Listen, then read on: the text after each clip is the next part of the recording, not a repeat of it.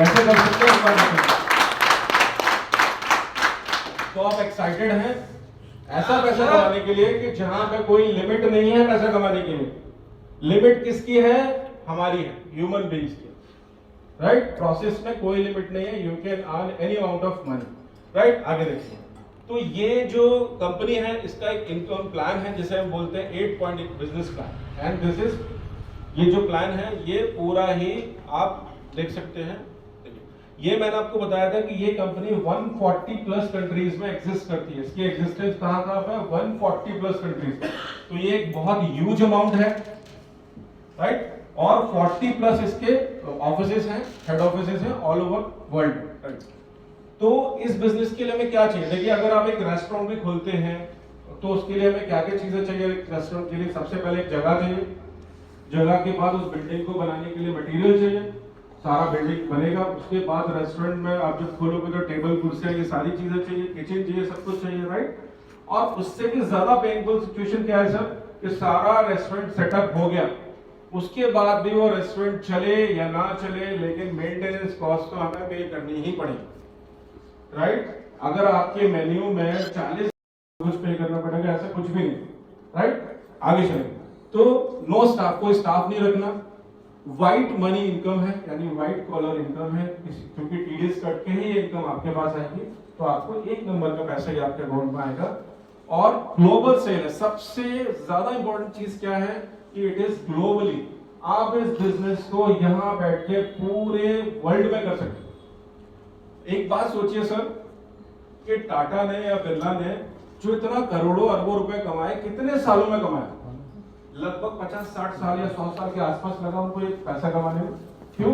क्योंकि वहां पे ग्लोबल वाला सिस्टम नहीं था। लेकिन मार्क जुकरबर्ग ने उतना ही पैसा महज 3-4-5 सालों में कमा लिया, राइट? क्योंकि आज के डेट में इंटरनेट पे जो चीजें हैं उससे फास्ट कोई भी चीज नहीं, राइट? तो सबसे बड़ा प्लस पॉइंट क्या है इस बिजनेस का कि ये आपको ग्लोबल बिजनेस करने का अपॉर्चुनिटी देता है। यानी यहाँ बैठ के आप यूएस में भी बिजनेस कर सकते हो और यहाँ बैठ के आप जापान में भी कर सकते हो, anywhere you can do it, right? Right. और डेली पेमेंट है इस पे, जैसे भी आप मशीन हमारे थ्रू सेल होगा वो सारी चीजें आपको पैसा आएगा, राइट? तो आगे चलेंगे इसको। तो achieve your dreams by people's blessing, सबसे इंपॉर्टेंट चीज है, देखिए सर कि पैसा तो हर इंसान कमा रहा है, कोई मर्डर करके भी कमा रहा है, कोई चोरी करके भी कमा रहा है, और बहुत तरीके से पैसा कमा रहा है। मैंने आपको बताया था ना, मैकडी में कितने एम्प्लॉइज काम कर रहे हैं? 40,000। तो वो सारी जो इनकम है वो भी मल्टीप्लाई होकर मैकडी का अकाउंट पर जा रही है। इन अ सेम मैनर ये जो मशीन्स आपने लगाई हैं 12 महीने में, वो भी आपके साथ मिलकर काम करेंगे और उनका भी पैसा आपके अकाउंट में क्रेडिट होगा। That is the best part, इसी को लेगेसी बोलते हैं, और यही मैकडी कर रहा है और यही हमें करना है अगर हमें उनके साथ जाना है। एक मिनिमम अगर हम लेके चले तो लगभग 40 से 50 लाख रुपए में एक मॉडरेट अमाउंट का घर आ जाता है जिसमें हमारी फैमिली अच्छे से रह सकती है। तो लेकिन फिर भी 40 लाख रुपए तो चाहिए ना उसके इसके लिए, करेक्ट? वैसे ही अगर आप एजुकेशन देखेंगे, एक बच्चे की एजुकेशन, अपने बच्चों की, एक बच्चे की अगर एजुकेशन देखेंगे तो it is approx 20 lakh rupees, यानी लगभग 20 लाख रुपए चाहिए उसकी थ्रू आउट एजुकेशन को कंप्लीट करने के लिए, राइट? और आगे जाएंगे, अगर मैरिज की बात करेंगे, सिर्फ एक ही बात हो रही है, अगर एक मैरिज आज के डेट में देखेंगे तो लगभग 20 लाख रुपए एक शादी के लिए भी चाहिए, अच्छी शादी करने के लिए, राइट? क्योंकि शादी में हमारा जो ट्रेडिशन है कि हम अच्छा ही शादी करते हैं, अपना बेस्ट ही देते हैं, जितना भी हमारा, राइट? उसके आगे अगर हम देखेंगे तो कार भी भाई घर में चाहिए, एक मॉडरेट फैमिली के लिए कार भी चाहिए, और ज्यादा बड़ी कार को नहीं देखेंगे तो 10 लाख रुपए के आसपास, 10 से 12 लाख रुपए में कार हमारे फैमिली में होनी चाहिए।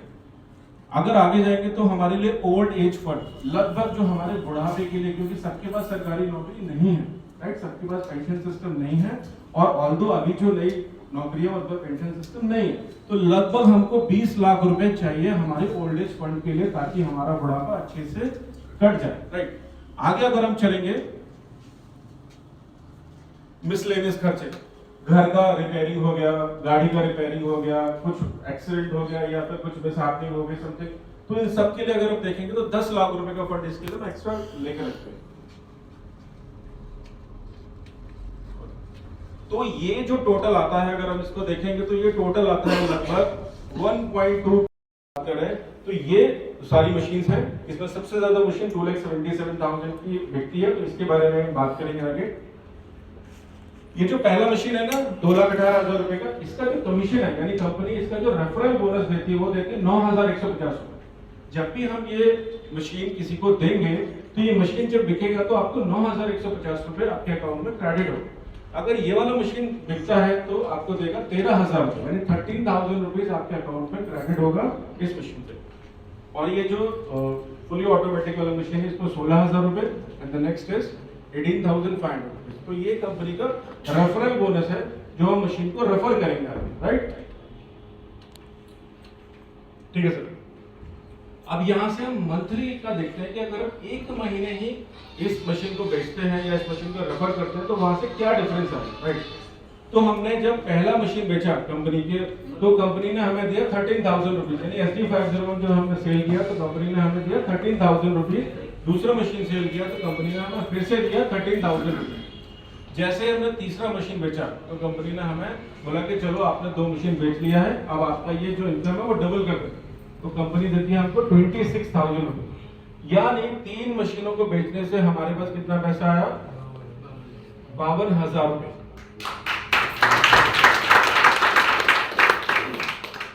ये 3 मशीन आप 3 दिन में भी बेच सकते हैं। और अगर आप सिर्फ 1 महीने का कैलकुलेशन देखें तो 1 महीने भी अगर आपने काम किया और इसी तरीके से आपने इसे सिर्फ 12 महीने कंटिन्यू रखा तो 12 महीने में आपकी इनकम कितनी आती है सर? 6,24,000।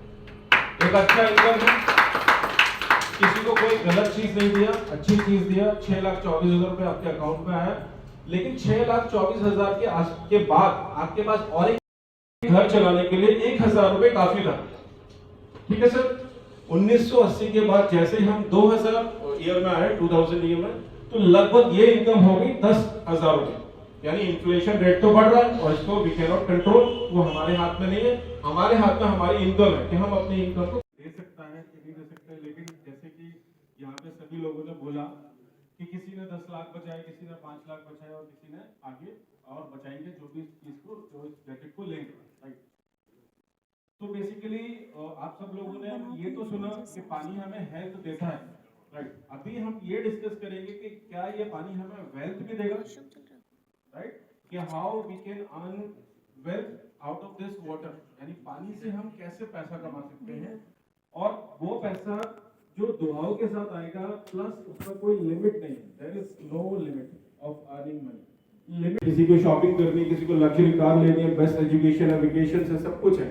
लेकिन we are continuously compromising with our dreams. क्या कोई ऐसा इंसान है जिसने अपनी लाइफ में ड्रीम्स को लेकर कॉम्प्रोमाइज नहीं किया? बचपन में हम जब छोटे थे तो क्या कोई कॉम्प्रोमाइजिंग स्टेट थी? हमको डॉक्टर भी बनना है, हमको एयरप्लेन भी उड़ाना है, हमको हेलीकॉप्टर भी उड़ाना है, सब कुछ करना है। क्योंकि वहां पे आपको कोई रोकने वाला नहीं था, कोई बताने वाला नहीं था कि ये पॉसिबल नहीं है आपके लिए। लेकिन जैसे जैसे हम ग्रो होते गए हमारे दिमाग में क्या आता गया कि ये तो पॉसिबल है, वी हैव टू कॉम्प्रोमाइज। क्योंकि हमने अपनी फैमिलीज में भी यही देखा है कि बेटा ये अभी नहीं लेंगे, 1 साल बाद लेंगे, है ना? बहुत सारी चीजों के लिए हमने कॉम्प्रोमाइज किया है। तो वही चीजें हमारे अंदर भी आ गई। या हमारा जो हमारा अर्निंग मोड है वो उतना केपेबल नहीं है कि हम उस चीज को सपोर्ट कर सके। तो continuously we are in a compromising mode. और आज हमारी ऐसी हालत है कि हम हर चीज पे कॉम्प्रोमाइज करना शुरू कर दिए, राइट? क्योंकि कॉम्प्रोमाइज नहीं करेंगे तो मेहनत करनी पड़ेगी, एक्स्ट्रा वर्क करना पड़ेगा, एक्स्ट्रा कुछ करना पड़ेगा। और एक्स्ट्रा करेंगे तो फिर वो टेंशन वाला काम है। तो हम वो टेंशन वाला काम ना करके कॉम्प्रोमाइज करना स्टार्ट कर दिया है and continuously we are compromising. क्यों?